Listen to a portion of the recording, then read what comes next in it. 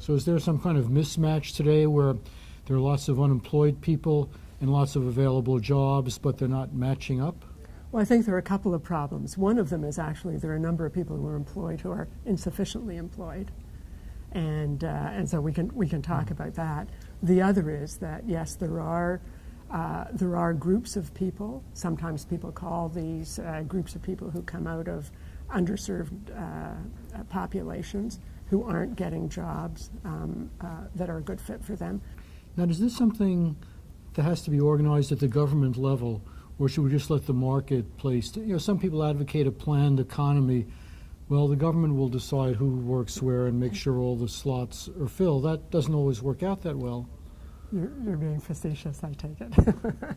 I'd say that almost never works out, probably never works out. And I without question, one of the exciting elements of this summit is bringing together people from different sectors to think about how to creatively approach developing work opportunities and preparation for those jobs that will be exciting and will serve society well.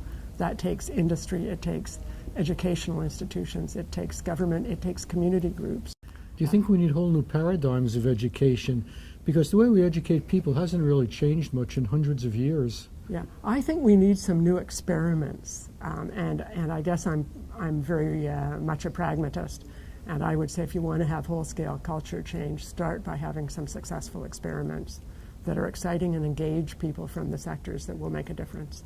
Now, if you were running a school district and you had the authority to do what you wanted, what are some of the changes that you might like to make? Well, I would start at the other end of the spectrum of what we're discussing, and that would be with early child education. Notwithstanding that we're learning a lot about the plasticity of the brain and the ability for, yes, even you and me to continue to learn as we get older, there is overwhelming evidence that intervening early at the age of 3, 4, 5 in preparing young children to learn is one of the best things we can do for getting them on a successful path of lifelong learning. If you think about moving along the trajectory of primary to secondary to post-secondary education, technical literacy, understanding, knowing, being able to work in more than one language is really important, both for brain development and frankly for success in the workplace. When you think about our globalized world, the presence of immigrant and refugee groups, multiculturalism, having some understanding of the large population-based religions and cultures of the world, these are all very important.